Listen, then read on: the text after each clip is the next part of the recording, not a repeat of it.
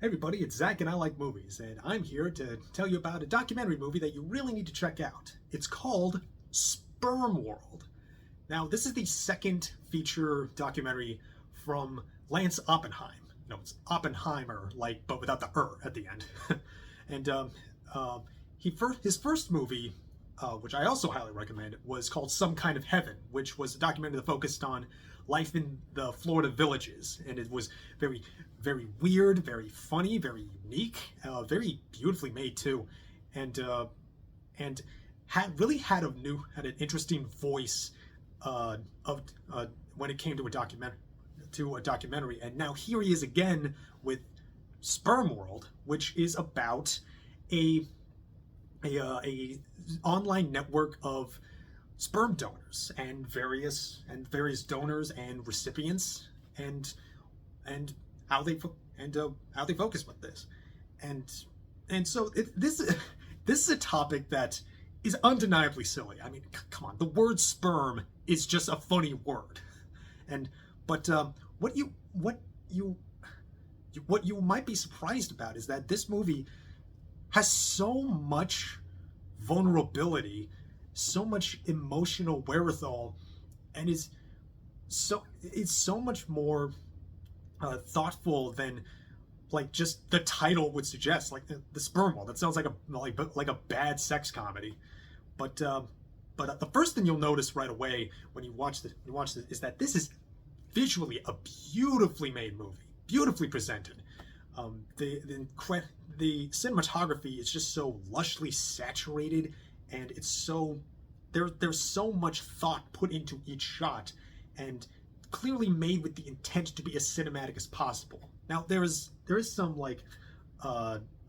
discussions to be had about documentaries that don't just let the camera just sort of hit record, let the camera roll on the subject and what they're documenting, and ones like this. And I think Oppenheim was sort of more in the tradition of documentaries like Thin Blue Line, where they try to give as much cinematic visualization, making the bridge between documentary and narrative filmmaking. And I think the way that Oppenheim goes about it is so mesmerizing, because he captures such a dreamlike tone, and even if the subject is so fun, again, it's very funny, but there's so much thought and heart into it. So there are many reasons why these prospective mothers choose not to go through sperm banks. It could be too costly. The sperm bank methods, they could be too constraining. But one thing that is really illustrated in this movie is that through this personal donation, they get to know their donor, and what sort of tender and even awkward moments, awkward interactions would you get from something like that? The movie actually does open up on, what's essentially a hookup, because it does cross that. It does sort of get out of the way that yeah, some people might find it sexual. It's not intrinsic. It's essentially a sexual thing, but that is an aspect of it. And it just sort of did the smart thing of just okay, get this out of the way. Might be a fetish for some, not all of them. And the movie then follows mostly three donors. Each of them have different views and on what they do and what they get out of it. First is Tyree, he's just the friendliest man in the world. He loves helping people, and he sees his donations as akin to giving blood, but that kindness that he gives to the world and the other mothers is sort of offset by the fact that he and his fiance are having problems conceiving, and it's really heartbreaking. You really just want to reach in and give them both hugs. And they're really nice people. And another donor is Stefan. He's retired. He's divorced. He's I don't know, in his 60s or something. And he's also trying to help out recipient, let's say, and I think her name was Rachel, and she's trying to get pregnant, but she's struggling with cystic fibrosis, which you can tell that it just kind of devastates her when she can't get pregnant, and it and him and her relationship gets very interesting because you get the sense that he's trying to court her in a way, or maybe just like, I don't know, try to fill like try to fill like something that was left from him, since he's so like older now, he's retired, he doesn't have much. He's sort of like taking stock of like who he is, where he's been, how he got to where he is now, and it kind of raises that weird existential crisis in a way. But then over here is Ari, who he is quite the character. He's devoutly Jewish. He works as a teacher and basically couch surfs across the country to be present in his many children's lives. And according to him, he has a lot. He has sired quite a lot of children, and he tries his best to be as present in each of their lives as much as possible. And I don't doubt that he will be the one that most people will have like the strongest feelings about and the most immediate reactions to. So is there any moral or genetic ramifications about siring as many children as he claims? And since these are all made through like these personal unorthodox donations, is there any legal responsibility that he might have? But either way, Oppenheim as a filmmaker doesn't really pass judgment onto him. Like he just sort of lets Ari's mother do that for him.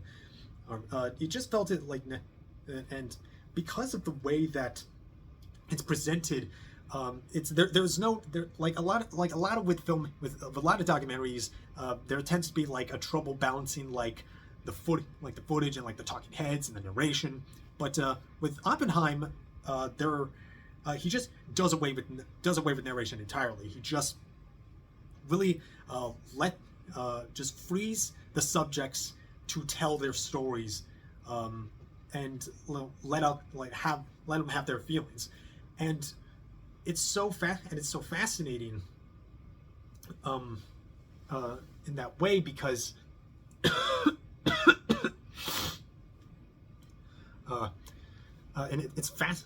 it's fascinating because Oppenheim has such a great eye for who he chooses to focus on.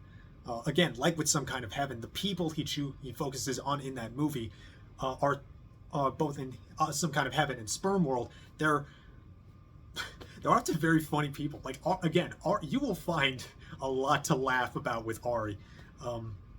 And again, Tyree, he's very sweet. He's very sweet, and his fiance, you just ache for them. And Stefan and Rachel, they're very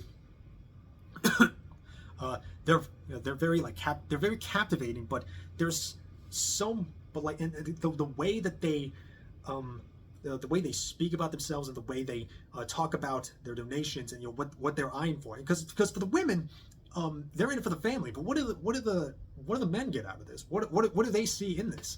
And it sort of becomes a movie about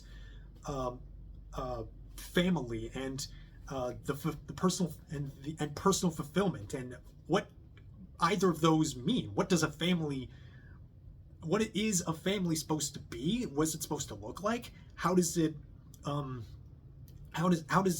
family give fulfillment back to the parents and the would-be parents?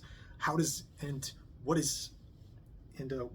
so wonderful about this movie is that it maintains this like funny and awkward intimacy all throughout the film while maintaining this like wonderful tone. Like this feels dreamlike. It doesn't feel like you kind of almost forget that you are watching a documentary. It's just you get so absorbed with it. And wow, my God, the score is fantastic too. It's very it's beautiful. This is a beautiful movie. I think you will be just very surprised by just how it looks, how it feels, and how it makes you feel. And I thought it was incredible. It is hands down the best documentary I have seen in the year so far. But hey, we only just made it to April. We don't know what else is in store. And I would. And it's all in under 90 minutes. Like this is a fantastic movie that you will not waste any time at all watching. Although I would say this is you can find it streaming on FX Hulu. Although if you don't have like a premium subscription or something, you will have to watch this with a bunch of ads, and that can kind of chop in the flow, which is probably maybe my biggest complaint about the movie personally, was just my experience watching it was kind of like a little interrupted a couple times. But anyway, regardless, the movie itself, I thought it was fantastic. Wonderful visual cinematography, beautiful score. It's fascinating. Oppenheim, I think he's 2 for 2. Right now, I think he's going to be he's going to be an amazing voice in terms of like documentary filmmakers. There's him, him, and what else was his name? He made this movie All the Light Everywhere. It was All Light Everywhere. It was what was it called? Theo Anthony, yes, Theo Anthony, Oppenheim. I think they're both fantastic. I had to recommend a bunch of movies, even in my movie review. But absolutely, highly recommend this. Absolutely recommend you check out Lance Oppenheim's other movie, Some Kind of Heaven. I believe that's also streaming on Hulu. Highly recommend that. Definitely Sperm World. Give it a shot. You will not be disappointed. And I'm giving this a strong 8, very, very strong 8. Again, highly recommended. Loved it. One of my favorite movies of the year. And that'll be it. Please comment, like, subscribe. Please check out the documentary.